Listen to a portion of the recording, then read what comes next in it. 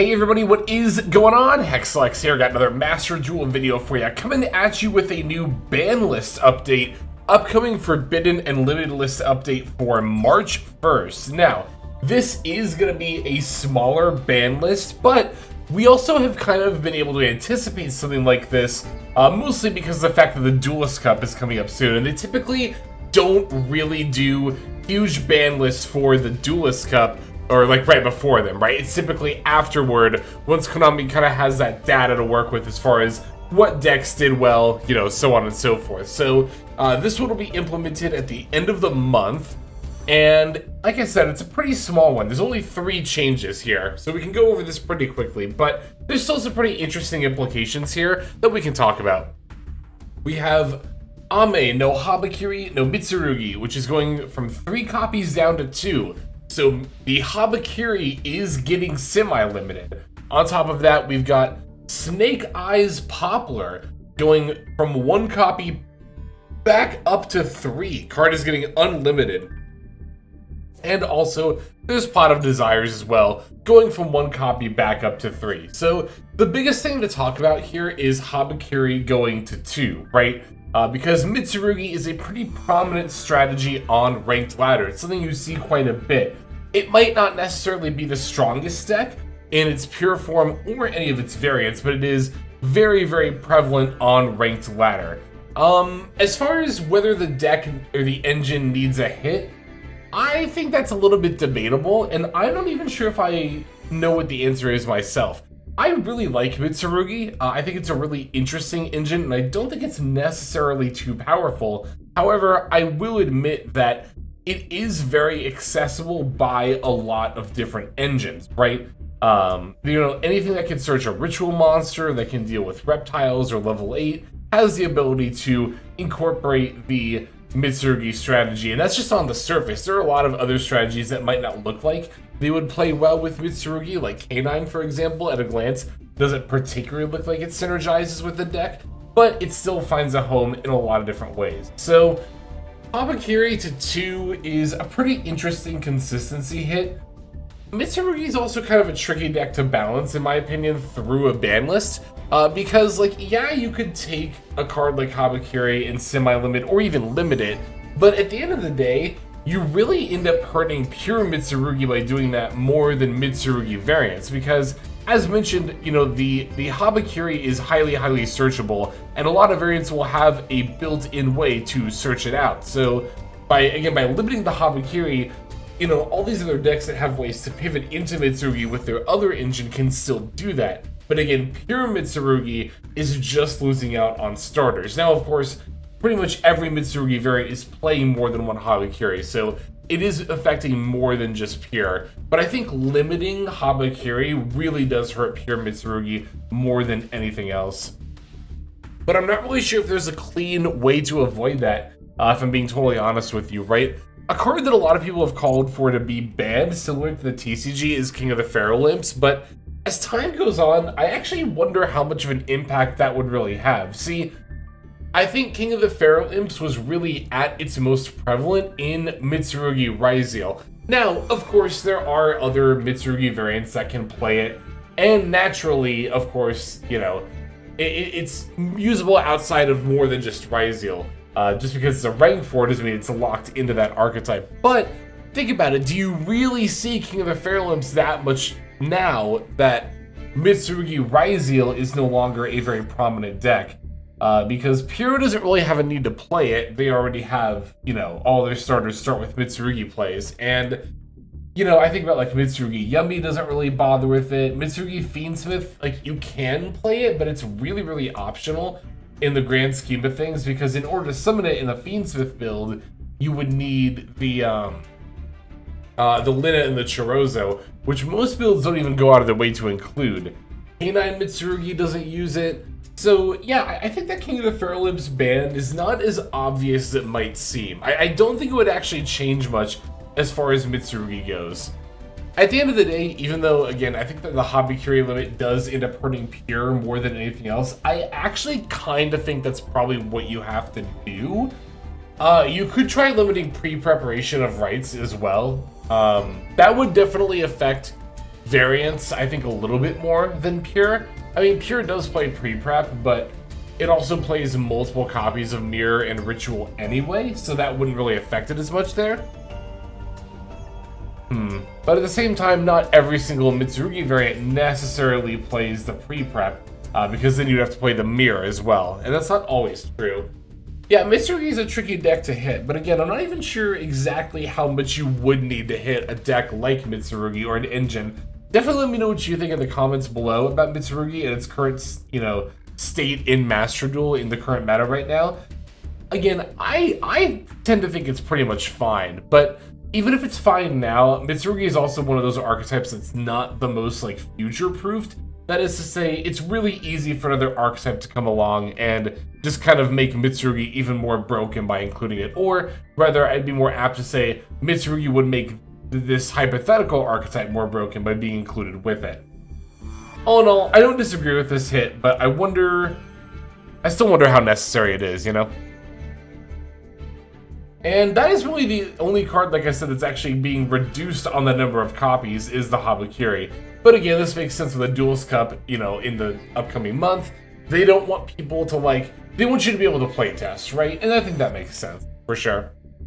Alright, as far as cards being unlimited, the first one of these two is going to be Snake Eyes Poplar. Which, now that I think about it, like, yeah, this is really obvious, right? Because, you know, I've played Snake Eyes Yummy a lot recently, of course, in the recent Deck Master Cup, as well as on Ranked Ladder. I have tested other Snake Eye builds as well, and, you know, I was looking at my Snake Eye Yummy list from the tournament, and I was like, okay, if I wanted to include more starters on the Snake Eye end, you know, what would I include? Or should I include? So on and so forth. And I was looking at, like, Snake Eye Ash, being like, oh, I'd love to have more copies of that. Wanted and Bonfire, love to have more copies of that if those were more than one. And then I looked at Poplar and I was like, I don't know if I'd actually play more than one, even if this card was unlimited. And then sure enough, a couple of days later, now here it is being announced to be unlimited. So, again, this makes a lot of sense to me. When it comes to your Snake Eye starters, like, Poplar is definitely the worst of them to begin with. Like, it's fine, in most Snake Eye decks you can still full combo if you open Poplar, but you would much rather search it. Even with Bonfire, even if you don't have Snake Eye Ash, just being able to special summon this, as opposed to having to normal summon it, it makes a huge difference, right? So, I'm even thinking back to, like, pure Snake Eye, like, when the deck very first came out. I don't think I ever owned a third copy of Poplar. I think even when I was on, like, you know, 2 Flamberge Pure Snake Eye, I think even then I was only using 2. So, like I said, I would consider this card... No, you know what, now that I think about it, I think I did go up to 3 once Snake Eye Ash and OSS got limited. Well, no, once Snake Eye Ash got limited, because OSS was later. Yeah, OSS got limited after, like, Millennium came out. Yeah, I'm remembering now. Okay.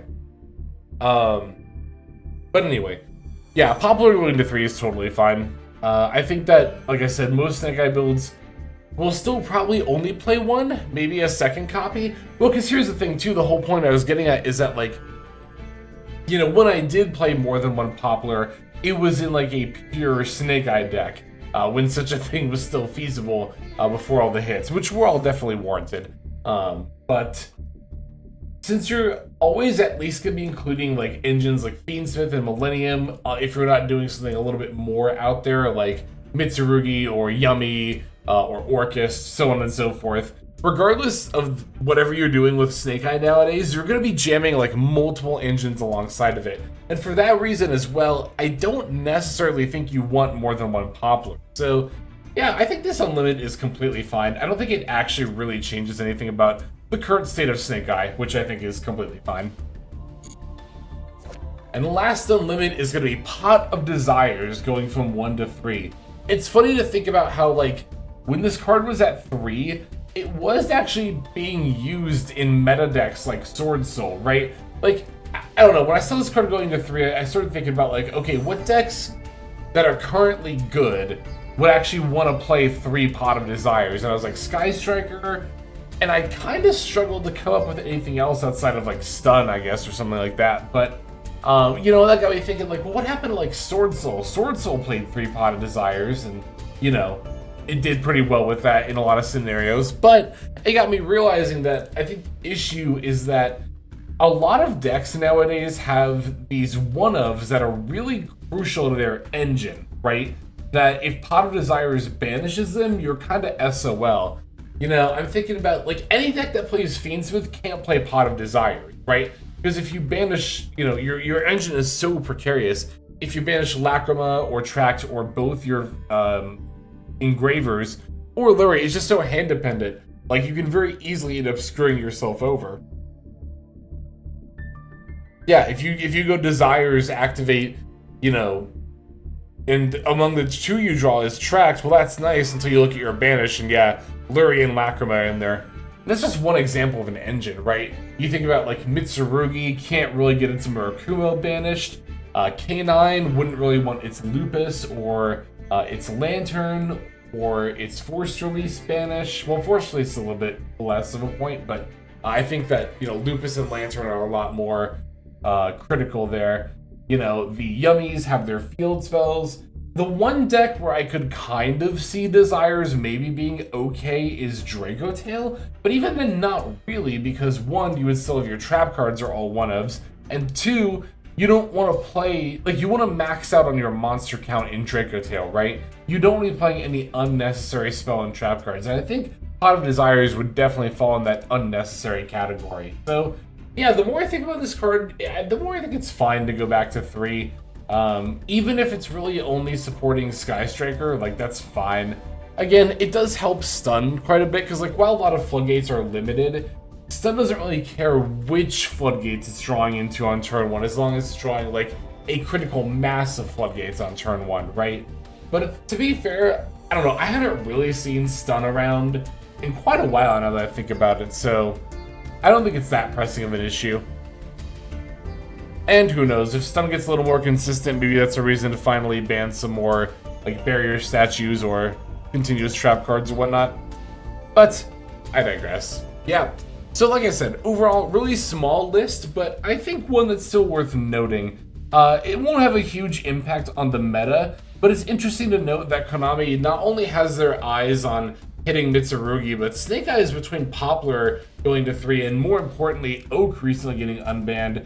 You know, Konami's really looking at Snake Eyes to make a comeback here, which I love the deck, so I'm all for that personally. But let me know what you think in the comments below. Always love to hear from you. But that's going to go ahead and do it for now. Thank you, as always, for watching. Let's go ahead and move on to our outro, so we can thank our YouTube members and Patreon subscribers.